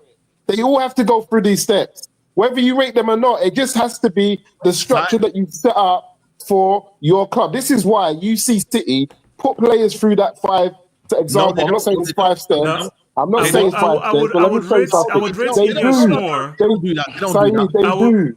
They do. That's why it's not a coincidence. That's why it's not a coincidence. Listen to this. City put them through a development stage, and then they make a decision, stick or leave. That's why it's not a coincidence that the ones that they still tell to leave, even though they've developed them, still go on to do good. This is why you're seeing a lot of their academy players playing at a high level because they've been developed. Musa, the problem with the level you need to then. That's what I'm saying. There has to be a point where I'm telling you, do that, and then you can get money out of them. But United, but we haven't got to that because we don't have it. But this is the biggest problem. I'll let Brian come in. He's gonna say something. Musa, you're kind of one sec, real quick. You're contradicting something, Musa. I agree with what you're saying, Musa, but there is no plan. That's what you're missing. So Saeed wants. That's what I'm saying. There is no plan. Wait. This is what I was going to say 10 minutes ago. Saeed is making a decision, forgetting you've arrived here because there was no plan for the player. Garnacho's actually a good example. I'll tell you why. Very good example. Yes, I'll give you that. If you're playing in a 4-2-3-1, because I had the greatest manager ever who's given me a Bible on how to develop football players. Yeah, so Alex Ferguson. I'm looking at Garnacho and I'm saying it has been no plan. So as a winger, when you come through the team, maybe in the next 2 seasons, I need to see you develop your crossing, along with your decision making, right? What balls to play and when to play them, and you keep them in that role, take them in and out of the team, and challenge them to add that to their game. Garnacho was tasked with that maybe for a small period in the second season because we got Højlund, right? And then because the team is lacking other things, and the kid idolizes Ronaldo, and there's no development mentally, to what Structure was talking about. Yeah, you've gone away from that, and now he's chasing goals. And then you hire Ruben Amorim. He's no longer playing as a winger, even though he's a winger, and you're asking him to play with his back to goal and make movements off the football he's not used to making. You've arrived here because you had no plan. That's how. By the way, Danny. Have I got the right to be impatient? Yes or no? Wait. No. I'm going to ask a question. No. Have I got the right to be impatient? Wait. Yeah, bro. You have the right to do whatever you want. All we're saying is, the problem is, Saeed, you've watched all of that happen, then you're making the decision without recognizing there was no plan for the boy. Right? I don't care whether you're going to be a. Let's just do it a scale of 1 to 10. A 6 out of 10, 7 out of 10, 9 out of 10, whatever your potential is, right? You're not going to get there without a plan. And this is why Man United can't sell players well. And this is something that you Man United. No, but it's also my point why they can't sell players well. Wait, Saeed, this is another thing you miss. Liverpool have the privilege of saying, "Oh, you know what, Concha, you're actually really, really good, but we're a title-winning team. You've played this many games, you've been in and out of the team. You actually just need to play more football."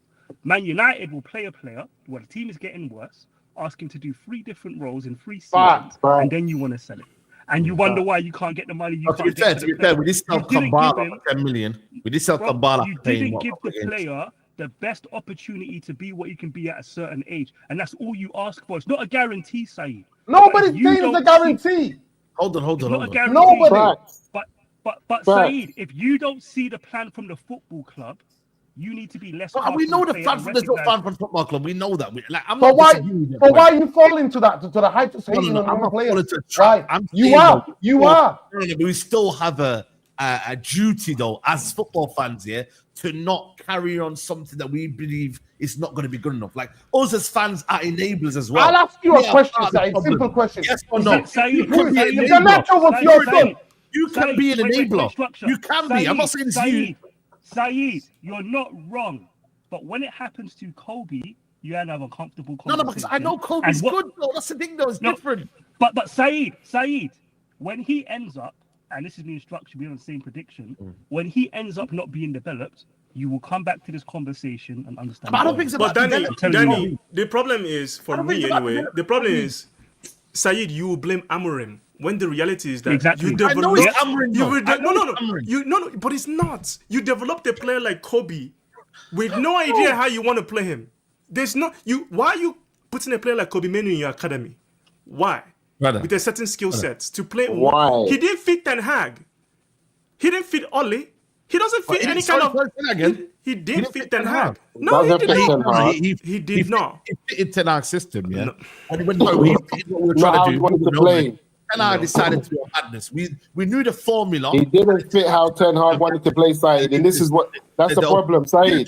Hold on a minute. He did it for England. People know this guy's ability, bro. You don't play for England. Saeed, there's a difference with. Hold on a minute. You've seen it for England. You've seen it on the international stage, bro, against top players, bro, and him fitting nicely. Okay, cool, Saeed. Let's not talk about him. Saeed, cool. Kobe Mainoo's got ability. Musa, that's my bad. That was just his ability. But that's saying to you, it's not about development. That's what I'm saying. But My thing is about it's not about development with Kobe Mainoo. Reason, listen, hold on a minute. Where's Ravel Morrison, Saeed? Where's that Ravel Morrison, Saeed? Ravel Morrison's an absolute baller, bro, but he had lifestyle issues, bro. What are we doing here? No, but what I'm trying to say is, because someone has listen, don't look. But what I'm trying to say is this: and injuries as well. But what I'm saying is this, though, because Kobe Mainoo has ability, if he doesn't get developed, we will not see the best of Kobe. It's very easy for Kobe Mainoo to end up as just a footballer who just has a career and does his thing and never hits his heights. But what we have to understand, from his ability alone, without development, we know that there's a serious player. Look at Barcelona for an existence, Saeed. When you develop a squad of academy players, even while you're developing the whole squad, you still have an identity. Barcelona's main purpose of developing any youth academy or any youth academy team is the engine of the pitch, is the midfield. If they want to get any academy player out of that team, it's a midfielder. So they continue to develop until they come across these kind of Iniestas, Xavis, and Gavi, the players that we're seeing out Pedri, because that's their identity. We look at Man United and we're saying, cool, there's a load of academy players that's come through to Man United. Some have played some first team football, some have gone on. But where is that development to say we develop players like Paul Scholes? Where is that next Paul Scholes? I just want to add, it's not just with academy players. It's not just academy players. It's also signings. Right. No, they sign. No, you know what I'm saying is it's signing, but sometimes it's like, example, when you look at the academy players that we've signed from other teams, you still have to develop. Like Ahmed Diallo's one of them. We signed Ahmed Diallo at 18 years old, but we still have to develop him. He's something because you have to have the idea and the identity of how you want to play and what you see this player doing for you moving forward. But what happens is you bring in a manager where, for me, Ahmed Diallo is a 10, a very good, like I'm talking about a world-class level, can become a world-class level number 10. But where are we seeing him now? Saeed, you would tell me right now that Ahmed Diallo's best position is wing-back. Not in this system. In this system, yes. And I wouldn't agree. Even in this system, I wouldn't agree. So this is the thing. But the only reason we say that is because there's no development. I'm gonna go. Brother. We bought him Bumo. We must play right 10. I'm going to play right. You just don't like Bumo. You've had an agenda from day one. Let me make a point before I go. We've seen it. I'm gonna go. Yeah. I'm gonna make a quick point. Yeah. You see, Amad Diallo. He is actually a great example for what I've been speaking about structure and Brian Musa as well. Yeah. His development's by accident. Right? It's by pure accident. Pure accident. Sunderland. And the way he's become good, if you do it as a football club, you'll have a low success rate. If you do what Barcelona do and have a plan, you'll have a higher success rate and consistently develop a certain type of footballer. Pedri, by the way, they bought him. Couldn't get it in the academy because they know what they need. They went and got him when he was young, developed him, and here you go. Another playmaker, whole lineage. From the 80s till now, a whole lineage because they've had the same plan for decades. Man United, no plan. And Kobe's going to suffer. Even though you rate him, Saeed, you will understand he's going to end up suffering because Man United don't have a development plan. That's the point, but I need to go. Big up, Danny. Saeed, all I'm saying to you is that I'm not going to lie to you. If you were on social media and you had a YouTube channel, when that class of 92 came through, only one of them is making it. None of them are making it according to you because you're just a merchant. Like, I've got to like it. I've got to have a preference and like the player. If not, that's it. Because you know why, Saeed? there was stability at Manchester United, and there was a developmental plan for all those youngsters. And you know what? Look at the class of 92. Not everybody made it. People like the commentator, what's his name? The Welsh guy, the commentator. He played for Leicester. What's his name? Robbie Savage. Robbie Savage was in that team. Robbie Savage was in midfield. I remember going to Gig Lane to watch the youth players, class of 92. He sometimes looked better than Nicky Butt in midfield. But he didn't make it. But all the developmental plan was given to all of them, and Fergie picked out some of them that come in and went and made it. Well, some of the best, Saeed, some of the ones that you would have rated, you would have been pissed off. But you could still see the talent, though. The overriding thing must be you could still see the talent of. No, Saeed. Not everybody. No, you couldn't. Here's the thing. You probably have more knowledge than this than me. You believe in the talent, therefore you then proceed with the reason. This is the biggest problem. This is the biggest problem. The reason why Alex was able to do that because he set a foundation of how he wanted to play, how the club was going to play, how the mentality of the team was going to be. He set all these things early 90s, and we reaped the reward when the class of 92 came along. How long did that take, guys? It took about years. Yes, about over a decade and a half, nearly 15 years. That's that fans don't understand this. If you want to go through this process, 10 years. It takes time. He revamped, Brian. Ferguson came in, and you know the reason when they had the banner at Nottingham Forest away, sack Fergie. Yeah. There was a banner with the away United fans saying, "Get rid of Fergie, sack Fergie. It's time for Fergie to go." Right? The reason why they didn't, the reason why Martin Edwards and the rest of the board didn't sack him at that time, because Fergie came in and stripped off the whole youth academy, stripped it all down, got rid of it, put in new systems, so they could see what this guy had the bigger plans, wanted to cultivate and stability and a foundation. Then the coaches that he wanted specifically at different age groups. Saeed, do you know that Nobby Styles was the guy that actually taught on my mom's grave? If Saeed had a YouTube channel, Saeed would have been on YouTube saying, listen, let me say this. Saeed would have been like, get Gary Neville out of this football club now. Gary Neville is never making it as a footballer. Gary Neville and Phil Neville are never making it as footballer. Neither is Nicky Butt, neither is Scholes, because he's too small, he's asthmatic. It looks like if he runs 5 yards, he's having an asthma. The one thing I would say is, I'm telling you, you would have had them all out. I know that for 100%. The one thing I would say is, Saeed will probably be... Gary Neville was crap. Gary Neville was crap. By your same logic, yeah? You are absolute clown.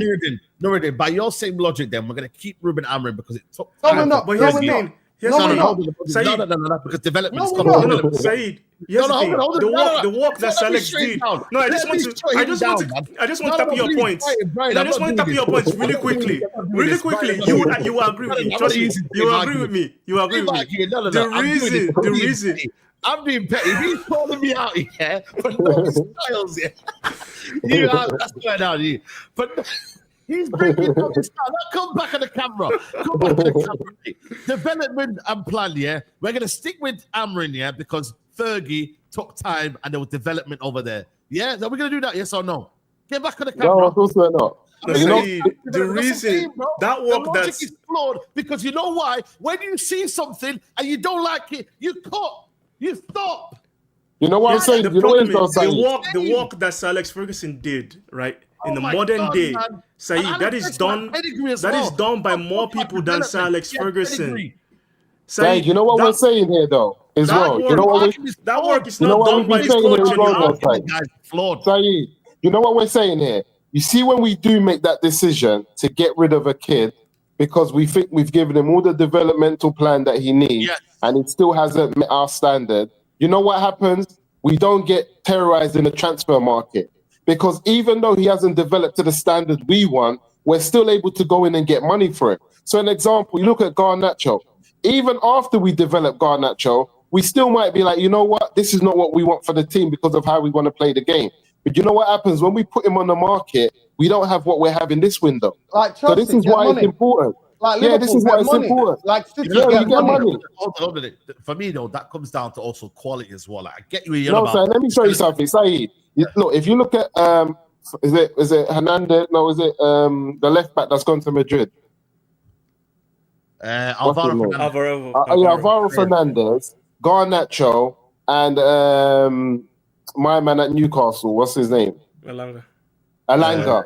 Yeah. Alanga. Those three players, if you develop them and you don't want them at Old Trafford no more because you don't think they fit how you want to play the game and you want to sell them and you develop them, they bring you in like over 120 million pounds in this market. Do you know the thing? No, Musa, those players were signed to play. If I was to actually look at the kind of players they were signed to probably play in Ollie's system. Counter attack. Okay, can I ask you a couple of names? Right. So that's the problem. That's what happens when you have a plan, you change the plan, you ditch the plan, and you go in a completely different direction. Because when we sign these young players, buy them 15, 14, because the people who do the youth teams, for the most part, they're doing their job, right, to a certain degree. So you go buy these young players, you're like, okay, we're going to develop these guys, put them in the team to play a certain style of football. The coach is sad. Give me. Can I ask you a question? I want to move on because I forgot to get super chat. Give me, apart from Mason Greenwood and maybe Alvaro Carreras, who I think for me would have definitely made it. Yeah. Give me some players that you think with development plan would make it at Man United as a first team regular. Nurden, give me some names if you can. I think the midfielders that we sent away, the midfielders. Names, that with development plan that you talk about, would be Zidane Iqbal, Zidane Iqbal, Gomez, the one that's gone to France. Gomez. Who else I'm looking at that didn't stay here that left? That would have developed with a development plan. Alanga, Maxi. I don't think it was a case of development, but I think Henderson, the goalkeeper.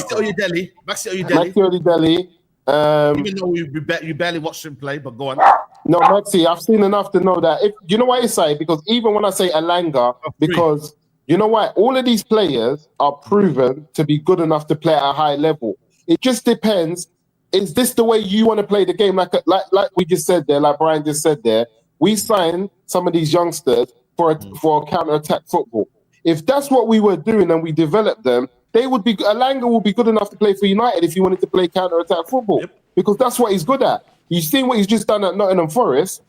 The reason he doesn't look like he's good enough to play for United because we're playing in a totally different way to what we've signed him up for and would have developed him to do. It's such a confused. It's such a confused football club because when you look at it, right? That's recent times, but if we was to go back to David Moyes and LVG, the amount of young players we left, there's a lot of players that I think would have been able to play for this club had we developed them with the way we want to play. The reason why this is important is because you then look at how much money we spent. Right. And Anthony, we bought for what 90 million euros. Madness. We bought Casemiro. People forget we bought.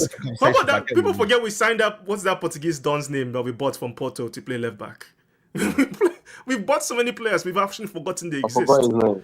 You know, at the end of the day, there's no harmony between what we're doing in the academy and what's happening with the first team. That's why we're having this big issue. Tell us. So people forget he exists. We bought this guy. At the end of the day, if you had a development plan, you would know that you have someone. What was Malacia's development plan? What was the plan for Malacia? That was just. But that's down to injuries, man. That's just no. So honestly, that's Ten Hagism. We're just going to try and forget that. Ten Hagism. Let's just forget that whole I don't thing think bad injuries, man. That's also hampered his development. Yeah. I just want to go back.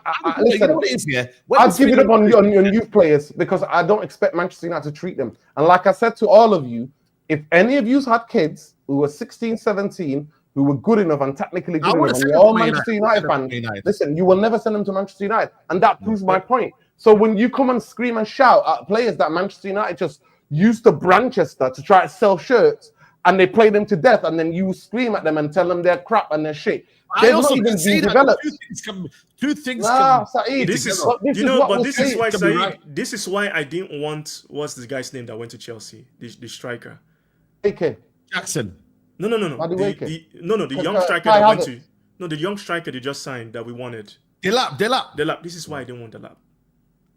because again, and this is why I don't want Sesko, because again, we're gonna have to go through this thing we've gone through your Hoyland. And people come up on Twitter, I see it all the time. We as Manchester United, we shouldn't have this attitude of signing young players. No. Don't tell me that. When the moment this young guy doesn't do well, you're gonna, listen. This you can criticize players, but at least understand why they are failing, and don't make it like a personal vendetta. People make it like what fans do to Ugarte to me is insane. Like it's not his fault; he was bought. The club signed him for a reason to play Ten Hag football, high press, win the ball high up the pitch, and now we have a coach that wants his two central midfielders to stay in the middle of the pitch and receive the ball and progress it out wide. So it's a different situation entirely.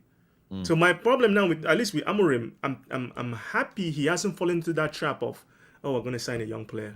No, go get experienced players like Cunha and Mbeumo, and maybe go get an experienced striker. Just don't play this game. Man United are going to send you to the gulag with this young player thing. Go get me an experienced striker. Go get me an experienced goalkeeper. I don't want to see some young goalkeeper that's going to come here and get devoured. Let us build a first team first of experienced players, have a foundation before we start talking about young players, because it's just not going to work. Yeah. Okay, let me get these super chats in. So Musa, if Rashford had an amazing season at Barcelona next season, should we look past his bad 2 years with us? I think that's just the way life works, to be honest with you, Jimmy Jack. New signings are pushing Bruno into double pivot. Mike says, I disagree with bottom left. Amra does not rate any of these attackers. That's why he's literally asking for a brand new front three. Brother, stop shouting. People are allowed to disagree with you. We overrate these youngsters too much. Anual says, why don't Pep develop players? Lol, if we don't buy quality signings for us, forget about development. Mike says, how many academy players did it make at City? Real Madrid, Chelsea are still went on to have amazing careers. Didn't stop them being successful. Real let Alvaro go and bought him for 50 million. Again, that's a good point there. If we bring deserving players like Mane will develop, we also need high-level quality players who in training will show levels of the players. That's how you get kids to develop. United is a team used to get used to the top, but at the bottom, trying to get back to the top. We cannot nurture right now. At the top, you could mold. I agree with that point as well. Right now, I don't think we got time to develop, man. I'll be real with you. Let me just finish off and then you will come to it. Tosin, Lavia, Palmer, Delap, Chelsea Spine, and City's Academy. Maresca coached them into Academy too. They just bought Gittins, who City sold to Dortmund for 2020, and be happy as Ineos won the Tour de France today. Yeah, F Ineos, man. And this is what the point that was mentioned there. Money, but yeah, you see, when you Brian just mentioned Delap, this is one of the points side. We can name about 5 players that we've spent crazy amount of money on, from let's see, Anthony, Mason Mount, Hoyland, even Harry Maguire. They're just those 4, and the amount of money we spent on them. We should have been developing. Like, could we not have developed players in those positions and just spent a fraction amount of that money? The problem is we sign those players again to play a certain way that doesn't match with each other. But remember, we signed Anthony and we had Ahmad. That was the development that we missed. We missed the development of Ahmad with Eric Ten Hag and went and spent 90 million on Anthony. That's straight away. That's one that we're like, what are we doing there? Then we look at Kobe Mainoo. We've got Kobe Mainoo doing his development, but then we say, you know what? Let's go and get Mason Mount in. We go and bring Mason Mount in, an injured player, for another 70 million. So there are academy players there who, because of how bad these guys have done anyway, they've had to step up and fill in. We should have just developed them. That's not a problem. Musa, that's not a problem, because injuries can happen. You need quality. You can mix it. You can develop young players and also sign quality, like Barcelona do, right? Yes. There's no problem with that. The problem is when you don't develop the young players. And by the way, the person who's developed Ahmad is the guy who was the coach at Sunderland. Guy Mowbray, Guy Mowbray. He was the guy who developed who actually got him to understand what English football is and what he had to do on the ball. And if you don't believe me, go and read what Ahmad said and what Ahmad says about Mowbray, right? So at the end of the day, we didn't develop Fernandez. Fernandez was developed by Preston. He won the Young Player of the Year there, right? In his loan there in the Championship. And then he went to Benfica and he got further developed. Benfica, a stable football club. they're always in the top 3 in Portugal.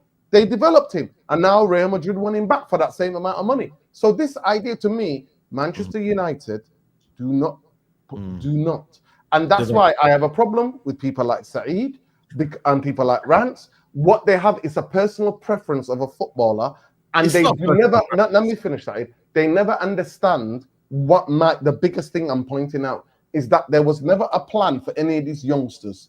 So these youngsters come in, start scoring goals, and then the club starts branding them everywhere. Branchester starts putting them out there, propagandizing how good they are. They're the future. Remember, we saw that photo. Garnacho, somebody scored. They all sat on the thing. I think it might have been Kobe, Ahmad, Rasmus, and Garnacho, and they were all like, their future. You know, that was plastered everywhere, all over Manchester United socials, right? So what the point I'm trying to make to you is that these young players are thrown to the wolves. It's like sink or swim without any plan whatsoever. And that's my biggest issue. Anybody, I'm never going to tell anybody to agree with my opinion on a player. Because football, the wonderful thing about football, we all see it differently. We like certain attributes, we like certain attributes, we don't like certain attributes. But the fundamentals are the fundamentals. When it comes to developing young players, there are, like Brian said, foundation has to be there, and a developmental plan has to be there, like Musa said. And as I reeled them off, how come I know this? How come I know what you need? What we need? You need to develop every. You also said that Jim Ratcliffe should be the owner of Man United, but we'll allow that next time to happen. Saeed, man. Let me. You can say that. No, Saeed, you know what? Listen, you can say that, no problem. And I also made the videos, 10 videos, after months later, and explained why I was wrong. And why, and Saeed, when everybody was getting giddy and every YouTube channel was telling us the Glazers for sale, I was the only one saying they never wanted a sale. They only wanted an investment. So for me, shoot me if you want. I owned up to the Radcliffe thing, and I made the videos. They're breaking it down bit by bit on why this guy is the wrong guy and Ineos are the wrong people. Because I looked at Nice. All I did was look at Nice and listen to the Nice fans, listen to the Nice captain, listen to everything sort with Nice, and I exposed him for what he is. So I am Saeed. Me being wrong about certain things is not about it. But I promise you not. They call me Nostradamus because I predict shit and it comes fucking true. And if you want anything about this fucking football club, everything I predicted 10 years ago is come to fruition. The only thing we're waiting for is that relegation. And broke as fucking, they're not broke, they got billions. Don't let any of them lie to you. They don't want to spend it. Other Premier League owners spend the fucking money. Even money they don't have, they still spend it. They'll bend every rule. We're talking about Barcelona. Barcelona broke every leverage, every lever they had. They pulled everything, right? They couldn't pull anymore. And guess what they did? Semi-final of the Champions League, a team that's won the league, team that's won the Copa Libertadores, whatever the cup, the Spanish Cup, and win everything. So that is what the difference is on Manchester United. That is the difference. And I don't take it all out. Sometimes I get frustrated like that as a fan. And I go, Garnacho, you shit. That's a fan being frustrated. But I know Marcus Rashford was never developed at Manchester United. And the worst thing you could have done for him and Martial and Pogba is bringing Jose fucking Mourinho. And we've never recovered from the sacking of LVG, who was a real fucking coach, who was a training ground coach who would be like this. And what I saw today from Amorim shocked me. He had fucking 2 weeks, Brian, Musa Saeed, 2 weeks just to help them to get out from the goalkeeper. I'm not asking, everybody understands we're dead in midfield. I'm asking first face of play. Can the goalkeeper, and our centre-halves and the wing-backs, well, not wing-backs, they're back five, can the back six get the ball out into the wide areas, into halfway line? Can they do that without shaking on the ball? And he showed me that. And to me, it exposes him as that he's not a coach. And everybody who said he's a coach is lying to you, because in 2 weeks, if you haven't drilled that first phase of play with everybody who plays in defense and everybody who's playing in that, if you can't do that, then it tells me everything I need to know.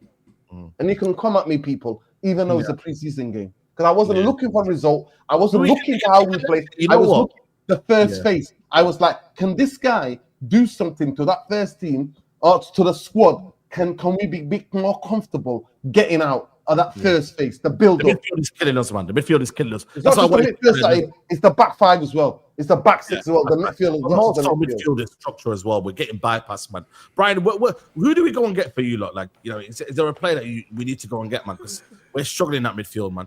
I think we're struggling in a lot of places. The midfield, I would listen. If I had the money, I'd go get Baleba, but we obviously aren't going to do. We're not going to do that. So the only thing I can hope for is if we're clever enough to say, listen, Juventus, we gave you, we did a deal with Sancho, maybe give us Douglas Luiz on loan and go to Everton and say, Onana. Brian, 1 second, please. I just saw a comment. Yeah. Listen, Antonio Conte's ways was washed in the Premier League. He got lucky once and playing 3, actually 3, 4, 2. And it was certain players who actually rescued him, right? So he was washed out here. So give it a fucking rest. Serie A, my granddad is not even alive and he could play in that fucking walking league. So shut your fucking mouth. I mean, for me, Amorim, listen, I like Amorim. Everybody knows I like Amorim. The game that really frustrated me most with Amorim was the cup final, because I don't know how you don't see that Spurs were just going to sit back. We needed to throw everything at them, regardless of whatever the scoreline was going to be, and he didn't do that. So that was what really concerned with Amorim's tactics. As for us struggling with build-up, we've struggled with build-up for such a long time. Like, you're right, since LVG, we haven't had a coach that was going to coach build-up and play to a certain way to build up on the back. I don't know. Amorim has never been a super strong coach when it comes to build-up play, but he's not bad. He's just not like, this is the number one thing. He tends to use positional play to get out of tough situations. So he wants his fullbacks to stretch the width of the pitch. So if you don't have wingbacks that position themselves well, you're always going to struggle. That's why when Dogu came on, and I know people hate on Dogu, but that kid, for me, actually understands that position more than most people. He actually helps stretch the play and allows United to play out of the back. Haven and Euro, when they came in, looked far more comfortable on the ball. Far more comfortable. Euro looked really good. I was like, this guy, I don't want to even say it because people will start saying you're talking nonsense, but he looked really good. Haven looked really good too. Again, very good. I like give credit to him. So, but for me, the weakness in that back line, and people don't want to talk about it, was Maguire. Of course it is. It's always been for the past 3 years. Maguire, again, the one time Leeds actually put us under pressure was when Maguire stepped onto that pitch. The first 15-20 minutes of that second half, because Maguire is so scared of pace, he forced the back line to play deeper. Everybody back. I know. But to be fair, Brian, let's be correct. The gap between the defense, midfield, and the attack, even in the first half, was fucking huge. Was so big, it was unbelievable. Even in the first half. So of course, him and Casemiro definitely dictate the way we play. But Saeed, I've done a video, Brian. I've done videos on my channel when I talked about it. I even said the opening sentence of my video was, we think Ten Hag was bad. We've even got a guy who's even more, who vacates the midfield as well. But what he did with Sporting is that he would have the wing backs who are ball carriers, who can get themselves out of situation and carry the ball. As soon as they get it, they would carry it. And the 2 10s will drop. Exactly. Right? Will drop. And then combine with the midfield around the halfway line, then they would go and hit the striker. Because the striker would make, angle kind of runs so that he can, the ball can be, and then they move up as a team. But man, at the Premier League, you're not going to get the fucking time, Brian, to do that. You're not getting that unless you have incredibly technical players who can do it, and you can do it on rhythm. But the biggest thing for me, the problem that I have with what I saw, I'm asking for the face. Amorim chooses the 2 centre-halves to split, one centre-half to go into the middle, right? And the wing-backs to go where they needed to go. But there's no communication. Leeds, look at how Leeds were getting out. Leeds were getting out so easy. They had that Welsh kid in midfield, right? What's his name? I forgot his name. That Welsh kid in midfield. Ampadu just bam to the centre-halves, bad, and he's giving it 5 yards, giving it to the Japanese brother who's techie, and then getting it back. And that's what was happening. And they were cutting through our midfield yet again when Bruno fucking Fernandes is walking around. But nobody wants to have that fucking conversation. Bruno. Nobody wants to have that conversation. You know what it is Bruno Fernandes, man. Death trap, man. Yeah, I don't know what Amorim was thinking. For me, Bruno had to have gone this season. He needed to go. I don't know what he doesn't play. He's not playing him, Brian. He's not playing him as a number 10 because he doesn't think he's mobile enough. But and quick enough, listen to me, and quick enough as a number 10. So why are you putting him in midfield where you need mobile footballers and people who are positionally disciplined? He's a captain, that's why. And the only reason I think he might want him there is because he still thinks this team maybe is a transitional team. Where he's going to sit back more this season. Look what he said today, though. Shall I bring you his comments today? Yeah, about the midfield. Oh my God! No, he knows it's obvious now, Saeed. You don't need to have eyes to see it. He said we have a lack of pace, especially in the middle of the park. You can feel it, brother. We could feel it all year. Saeed, I could feel it. But what was 2 weeks ago when he was asked, when he came into the training ground, when he was asked how he's feeling about Manchester United and signings? Why was he saying I'm relaxed? That we have a plan. And why are you talking about the lack of midfield now? You prick. Shut up, man. Stop telling me waffle about you can feel it. Go and feel your fucking mum. No, don't worry about it. We've got a developmental plan, man. We've got a developmental plan. Fuck off, man. Fuck off. No, I think. Listen, at the end of the day, this is clueless. This guy is clueless. I would never get pissed off at Amrin with the way I got pissed off at Ten Hag. You're going to be the opposite. Saeed, I'm just sick of this poetry, man. You're the biggest Amrin hater. No, Saeed, I'm not. Saeed, I'm not. But he's begging Bruno to stay when he's telling me Bruno can't play. We all know Bruno can't play in midfield in the Premier League. Everybody understands that because he's not positioned discipline. But then, no, I'm just like, fuck him, Saeed. I don't want a poet. I want a coach, Saeed. I'm not Saeed. Listen, we're from the land of poets. Where you know where we're from? It's known as the land of the poets. Poetry runs deep in my fucking DNA. If I wanted a poet to manage, one of my uncles to manage Manchester United, he's not. I'm not going to do it. I want a coach to manage Manchester United, a training ground coach that's going to do drills so that we can get out smoothly. I hear it. Nah, I hear it, bro. I hear it. I can't lie to you, man. It's one of them where. When you're seeing a manager neglected somewhere and you know how important it is, man, I don't think he's neglecting the midfield. I think it's he doesn't believe in it. He doesn't believe in it. He doesn't believe in it. You're neglecting it. You know what I mean? But you can't neglect midfield in the Premier League football. I'm sorry. You can one position you can never neglect it in Premier League football is the midfield. The reason why I say he's not neglecting it because when he was at Sporting, he played different kinds of midfielders in midfield. He had Palhinha, then he had Ugarte, and then he settled on the Swedish guy, the Danish guy, and he said the reason why I'm playing him is because of how good he is on the ball in midfield. So I think he knows as his career is developing, he needed that kind of profile to play in there. The problem he has at Manchester United is that we don't have that profile. So if you don't have a set, and maybe he's thinking Bruno can do progressive things on the ball. Brian, I only saw it once, Brian. Which is not smart for me. Brian, I only saw it once. If you get a chance, go and watch. If you can find the game, go and watch the Manchester United versus Liverpool at Anfield. Right? That was the best performance I have ever seen from Bruno Fernandes in a Manchester United shirt. In that game, he gave a performance, Saeed, of a worthy of any Manchester United midfielder throughout history. That's one of our best performances at Anfield, for sure. Yeah, calmness on the ball personified. No absolute just booting it for booting's sake. Knew how to buy the fouls. Knew how to give it positionally perfect. Perfect. Yeah, that's the only time, and I don't see it. I don't see him repeating that. That's where I'm like looking at it because again, that's why I said maybe he saw this team as a team that might have to sit back a little bit more this season.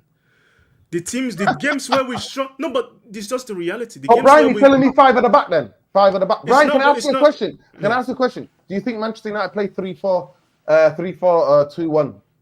We don't play that system because that's why again for me, Ahmad needs to play right wing back.